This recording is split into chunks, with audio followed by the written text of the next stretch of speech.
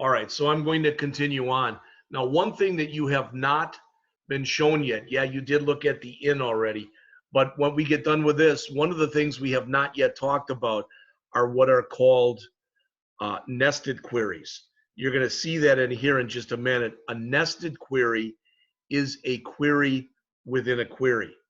And it sounds a little weird, all right? But there's an example right there, but not a complete one. We're going to look at it in a minute. The in we looked at already.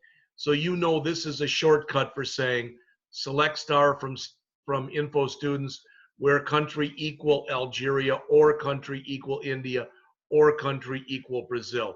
If you had a list of about 10 countries in there, it would be much easier to write it like this as opposed to the other way. All right, but let's look at some of this stuff, okay? So in particular, let's take a look at this query that's right here. It's not letting me, there it is. All right, the key thing to think about when you are running what's called a nested query, and believe it or not, you can have a query within a query within a query. There's no limit, but you always have to work from the inside out. So what's going to happen is you're going to select the parent name from info students where the ID is 5 and the price is less than 2,500. The output from that query becomes the input into this query. So this is saying find anybody that exists that's got a parent with a student ID of 5 and a price less than 25,000. You might say, well, that's just going to be 1. It probably is because the student ID has to be 5. But what if this is broken up by course or whatever? And what if the student is taking 5 courses? So student 5 is in there 5 times, but out of those 5 courses, 3 of them are less than 25,000 and 2 are greater, something like that. So again, you run this innermost query and the output from the innermost query becomes the input for the outermost query. And you might say, well, I get it. Can't you just write it as 2 queries? Couldn't you just take what we have here that is inside of the gray, run that, find it out, and then just run a second query that says select student name from info students where, and then just put the output in? Yes, you can.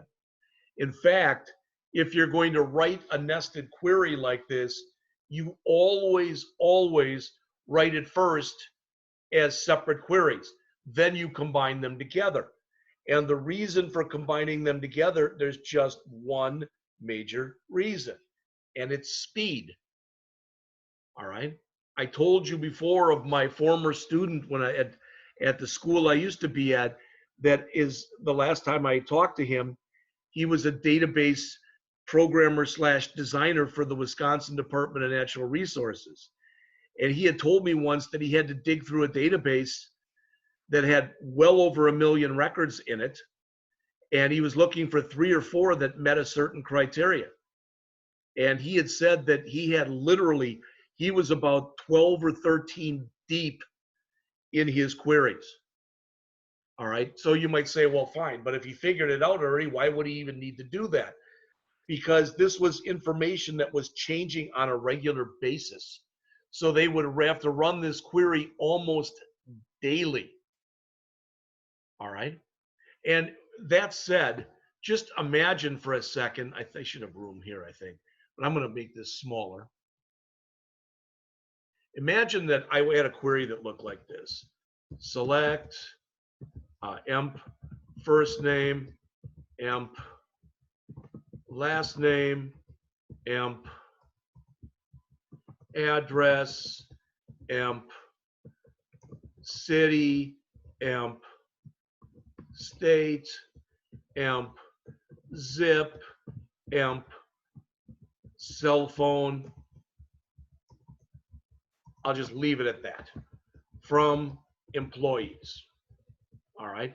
And let's say we did this and we wanted to say where, city, in, and let's just say we're going to just put in 3 cities here. So we'll put in St. Louis, we'll put in Chicago, and we'll put in Detroit. And let's suppose that I was running this query every single day. It's not that much to type in. I could copy it, etc. But the other thing I could do is I could do this. I could say create view, I'm just going to call it X so it's nice and simple, as, and then I could put all of this information in here like that. Then whenever I wanted to run the query, all I'd have to say would be select star from X. Do you understand how saving a query, and that's what a view is it's a saved query. It can really save the amount of typing that you do. All right. So I don't know if they mention that in here. I don't remember if they do or not, but a view and views themselves are used a lot in here. All right. So this first one we looked at was exists. And as it says whether something exists or not. This says return true if everything that's in here meets the condition. Otherwise, return false. Any, as it says, is also used with where or having, but it's if any meet the condition. Here, everything that's in here must be true. Here, as long as anything that's in here is true. All right, and they're giving simple examples, but they could be as complex as they needed to be. So here is their thing on nested queries. Again, a nested query, they're also known as subqueries, but it's a query within a query. So if we look in here, what are we doing? Well, here this says select city from info students where the country is India. Now, I don't know a lot of India cities. I know there's Pakistan, I believe. I don't even know if that's in India, but there's certain cities in India. All right. And it doesn't matter. But let's say this returns 4 cities. All right. Then those 4 cities that are output from this command would become the input in here. So it would be like we wrote select student name, comma, parent name from info students, where city in, and it would have those 4 cities right there. So again, you almost always use nested queries because over time, they save you time. That's why people typically use them. All right. And I think this might be the last thing that's in here is they talk about joins. And I mentioned this to you the other day that it's a lot like the old Venn diagram that we had in math class. So if we look, we've done inner joins, which is just where they meet.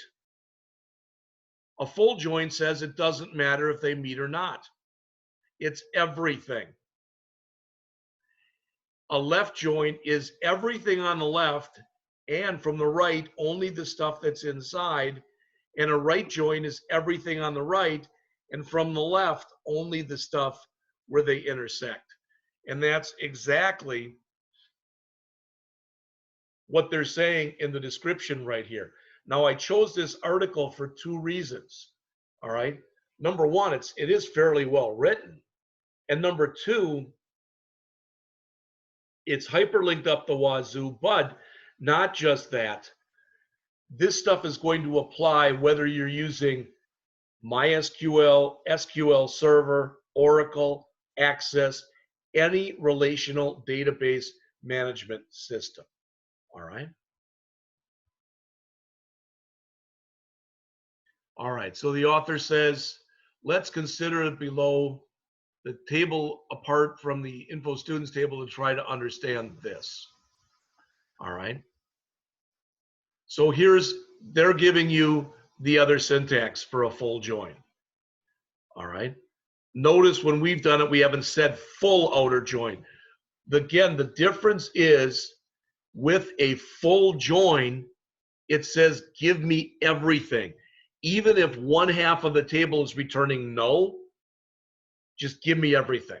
So for instance, if I wanted a listing of every student that was at Rankin, whether they had a GPA or not, all right, I would probably do a full outer join.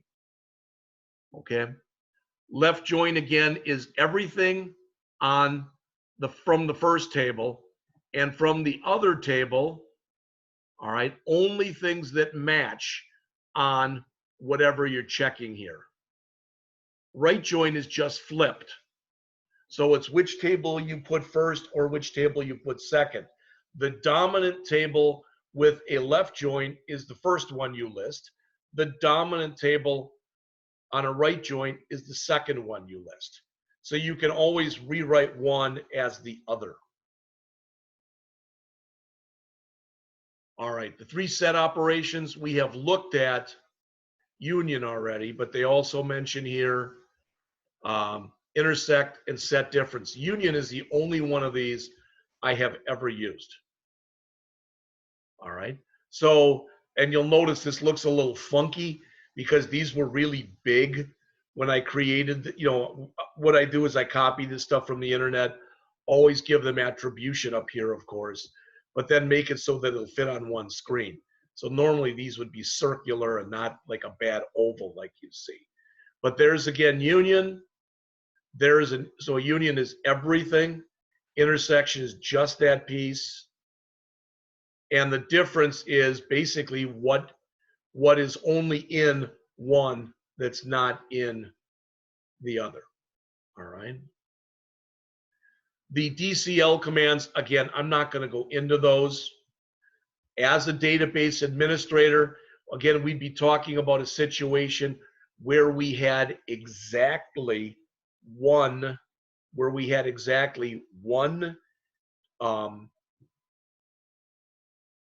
database, or one database that we were all using, all right, as opposed to having our own copies. We've talked about this. There are actually ways we could probably house one database on the server, you know, on the iwt.rankin.edu server. The problem with that would be is if somebody screw it up, you'd be screwing it up for everybody. So the worst thing that you can do right now is if you've got a problem with the server, you have a problem with your database, you're only screwing yourself up. All right. I mean, when Keegan had that problem, when all 3,975 records didn't go, it didn't affect Angie. That kind of an idea. And revoke is just the opposite. Grant gives permissions, revoke takes them away. All right. Finally, transaction control, and again, that's just about it. When you work with a transaction control, all right, you're going to hear this. Now, maybe not today, and I can't remember the exact thing everything stands for, but you're going to hear about things being ACID. In other words, with a transaction, let's suppose I go to the bank, all right, and it's late at night. So what I want to do is I want to go and put in my check, and I want to put in my check because, you know, I know that today we've got it where it's automatically put in, but let's just suppose. So I want to put in my check, and also what I want to do is I need to put that in because I've got to go and mail a bunch of letters because I've got a bunch of bills that are due. But when I put my check in, I also want $50 back. All right. So I go in and I basically put this into my ATM or whatever as a series of commands. But if it's a transaction, it's all looked at as one big command. That's how it works in databases. So I can set up what's called a transaction file, which is a series of things I want to do. But with a transaction file, either the entire transaction succeeds or the entire transaction fails. You can't have it where part of it succeeds. All right, you just can't do that. All right, so that's what they're talking about here. So when you set it up, you know, with transaction control, you can set up commits. They're automatically set up in MySQL. You don't have to do anything special. All right. But when you do commits, it's like you're doing a save. Doing a rollback in some ways, and Angie, I actually apologize for this. We should have done a better job talking about Git and GitHub with you. All right. With Keegan, we did a little bit, but we should have still done a better job. And actually in fall, that's where I'm going to start, is by talking about Git and GitHub right away when the semester starts. But with a rollback, you can set what are called save points. So let's say that I have a file where I'm doing this transaction, then I'm doing this transaction, and I'm doing hundreds of transactions. So imagine I'm putting information into a major database like, I don't know, for Amazon. All right. And what I can do is I can set rollbacks. So if something goes bad, it's like you're rewinding your database back to a certain point. And so a rollback, as it says, can be used to undo transactions. You can roll back completely, or you can set save points that says roll it back to that time. After you've set up save points, you can remove them with a release save point. And again, you can set up transactions. So that's it. I'm not going to say, hey, did all that make sense? And we did go over it quickly. I understand that. All right. But on your screen right now, please tell me, can you see this C# database connection tutorial with example? Is that what you see on your screen now? Yeah. Yes. Okay. We're going to go over this. It's not a small document. It's over 40 pages. All right. And after we get done, this is basically what I had for the rest of the day today. I've got our next part where we're going to start the project. I haven't. I'm going to show you what I'm going to do, but we're going to do that tomorrow morning. All right. So you will have time today, so that if you have not had time yet to finish worksheet number 1 and or worksheet number 2, you will have time today that you can do that. All right. I don't want to sit and read the document to you. These are the things that are touched on in here. But notice it is C# specific. The way that you connect to a database in C# will not be exactly the same as the way you connect to a database in, for example, Java. You'll do it the same type of way, but the commands can very well be different. What I want to make sure that you do is that we go over this, take our time, all right? And if we're done and it's around 10, then we're just done at 10 today, all right? But I want you to take a look at this, and I'm going to have you start to get ready for the project that we are going to do. I don't remember if I showed you that project yet or not, but I am going to show it to you before we stop with our meeting today. So again, C# and .NET can work with almost any kind of database. Now, when it says here, it's funny because this person who wrote this does not work for Microsoft. If they did, they would have put Microsoft first. All right. But probably more people use Oracle, which is another relational database management system, than use Microsoft SQL Server. I haven't looked at a recent survey or whatever, but this is very popular. And I think I told you this before, but if I didn't, I'm saying it now, that Oracle, not only do they own Oracle, the Oracle Relational Database Management System, they also own MySQL. They also own Java. All right. So, all right. It says with every database, the logic behind working with all of them is mostly the same. In the examples that they use, and that's good, that's what we want. As it says, they're going to be working with the Microsoft SQL Server as the database. All right. It says you can download and use Microsoft SQL Server Express Edition, which is the free database software provided by Microsoft. When you did your installs, You should have gotten that by default. If you didn't, we'll take a look at it tomorrow or maybe even today, because that's something that you can do if you have to. All right. It says in working with databases, the following are the concepts which are common to all. So we're going to start writing code again. We've been writing SQL queries, which are not technically code, but we're going to start writing code again. All right. And like what? Well, anytime that we want to connect to the database, as it says, we have to establish a connection. It says the connection normally consists of the stuff that you see here. We're not only going to have to put in the database name, we're going to have to put in the complete data source. And what that is it's going to be a path on our system, okay, on our system to everything that you're doing.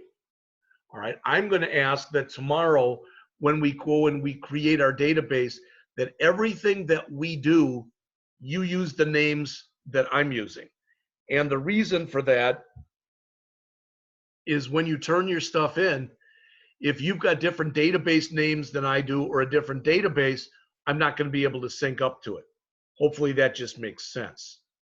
All right.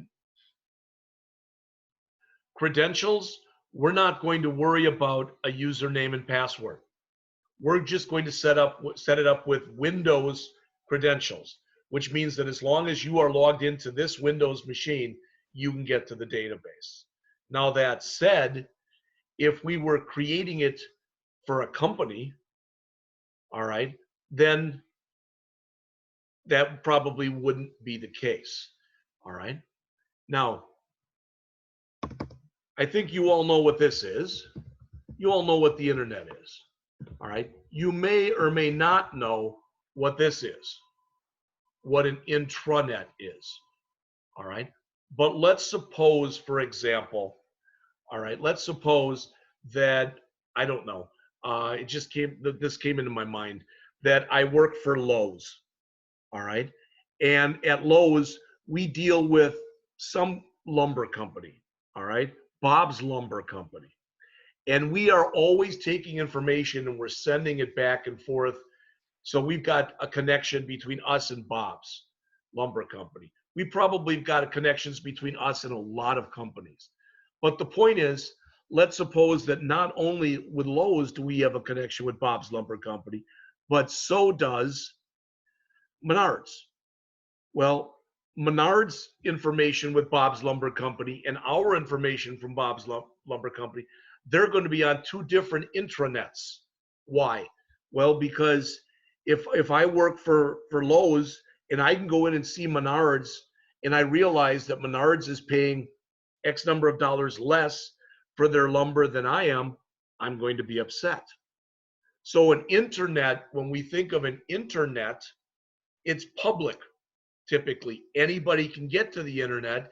Yes, there's certain sites you can't get to, but conceivably the internet is a public option, where the intranet is more a private option. It's something that's typically used between two companies. It can be more than two, all right, but I want to just make sure that you understood that, all right?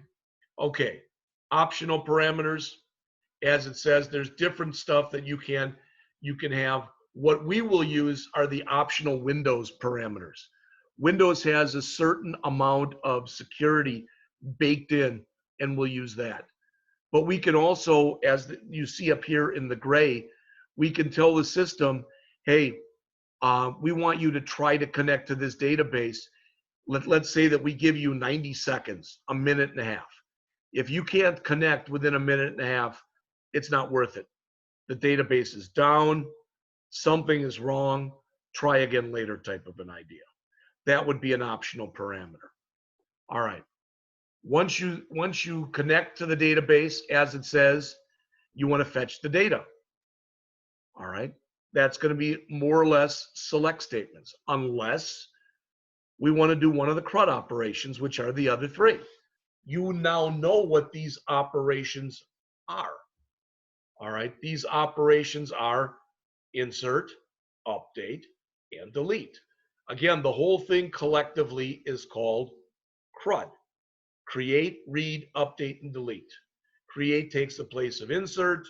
Read really takes the place of select. All right.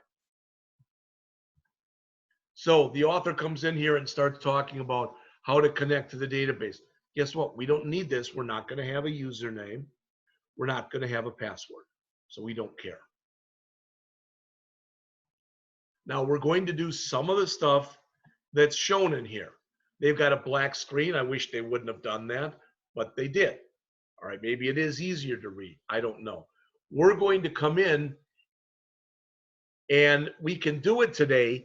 The only problem is I've got my notes and my notes are from last year. I don't think anything's changed, but that was done on 2017, a year ago. And what I don't want is I don't want us to start a project like this and have something just not work from the get-go. So I will try it myself and then we'll pick it up there tomorrow. All right. But we will create a new project.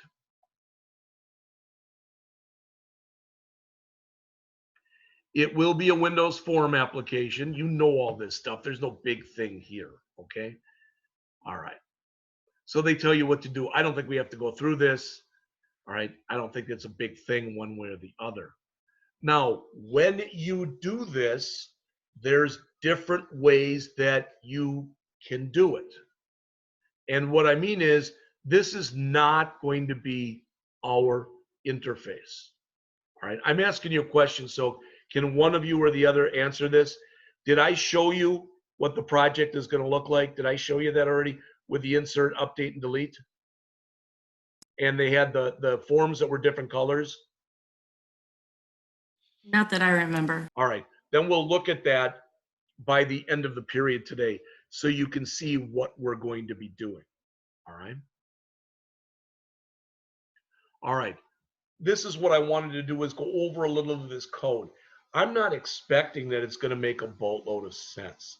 We're going to do it, but I want you to see it so that when you see it tomorrow, you can be like, oh, that's what he was talking about. All right. So we've got here, notice a connection string and an SQL connection. This connection string, you're going to have tomorrow something that looks very similar to this. All right. The initial catalog, this will be the name of your database.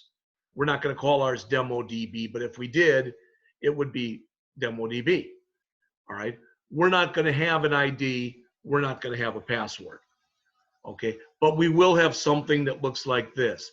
This is one of the kind of quirky commands that's available to us in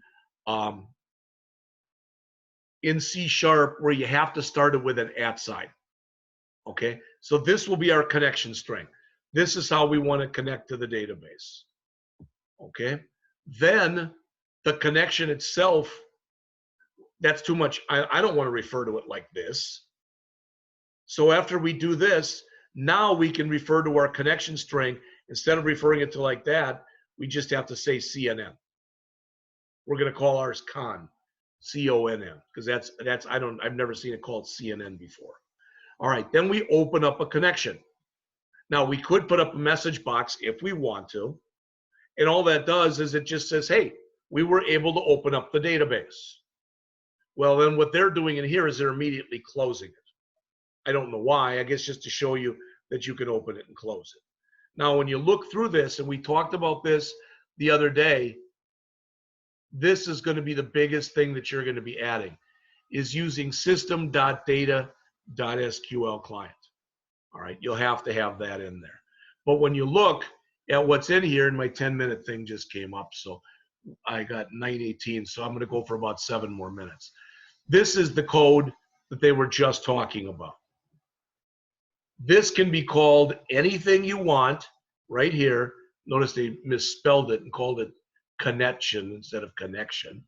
Should be a C there. All right. But you can call this anything you want. You can call this anything you want. This is going to be set up for us. We're just going to copy that. All right. So they explain what's going on in here line by line. Guess what? I'm not going to do it because that's what I just gave you. But if you need a better explanation than the one I just provided for you, take a look at what's in there. All right. It's pretty much the same stuff I just told you. It says when the above code is set and the project is executed using Visual Studio, you'll get the below output.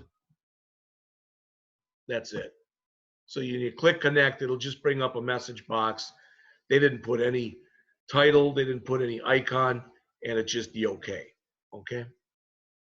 All right. Then next, it says here, access the data with SQL Data Reader. I believe I mentioned this to you yesterday. On the off chance I did not, all right. SQL Data Reader is read only. It only shows you the records, and it's in a forward only direction. So if I tell it to show me, if there's 50 records and I say, show me the first 10, and I go through, and now I say, show me the next 30 or the next 40, I can't go back to 1 through 10. I can only go in a forward direction. We will come in and we will create tables. All right, I've been working on that, and hopefully it'll work okay because you'll see in just a minute what I've done. All right, and we're going to work with the same tables we worked with before, but I think I told you yesterday only 5 of the 8 we're going to use. All right, so the author says, well, let's split this up a little bit. So now what they're doing is they've got this stuff up on top. This is the same, the SQL command. All right. This says we're going to create a command. All right. And we're going to tell it to execute an SQL command. This says we're going to put it into a data reader called data reader. And these are a couple strings. So we want to run a command like this, and you should be able to look at that and figure out what it is. We don't know what the tutorial ID is or the name. We don't care. But it's going to select those 2 fields from that database. All right. Notice, if you would, it's putting them inside of a string called SQL. So when you put SQL inside of a C# program, you put the commands you want to run into strings. Then you run the SQL command option on those strings. And then this will give you the output into a data reader. And if we want to save it, then we go through and it says, as long as we can keep reading, add it to our output and then give us a message box. We are going to mimic or mock what's done in here in the first part of our project. The only thing that we're not going to do, if you may or may not remember, again, we're using 5 tables. We've got a customers table, and I think there's 40 customers. We've got a products table, and I think there's about 40 products. In fact, I think it was 32 customers. 40 products. We've got categories, and there's 6 of those. All right. We've got orders, and there's like 944 of those. And we've got order details. And there are 3,975 of those. Okay, I'm not trying to be funny here. You don't want to create a message box that's almost 4,000 lines long. You don't want to create a message box that's almost 1,000 lines long. But we can create a message box that's 32 lines long, another one that's 40 lines long, and another one that's 6 lines long. That should make sense to you. When we get to these, we're going to see if we can create a message box that only shows us maybe the last 10 orders and the last 10 or 20 order details. All right. So again, these are the 5 tables we're going to be working with. So we are not going to be working with employees or product vendors or vendors. We could do that, but believe me, you're going to have enough code and stuff that you're putting in without these.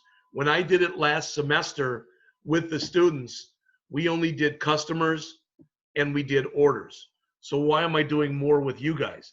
Because with them, we were almost at the same place you guys were at.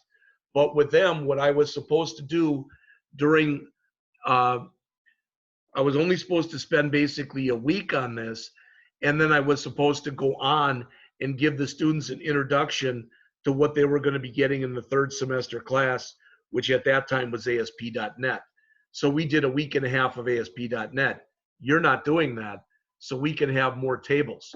We're going to have a much more complete application than they had. All right. So not this second, but hopefully by tomorrow, look through these code explanations. All right. And it's pretty much what I just told you. But if you have questions, write them down so that you're able to ask. All right. So in the final step, it says, what do we want to do here? We want to display the output to the user and then close the information. So when you run the code, it'll look like this. Again, it's much simpler. This right here that they're showing right there, that is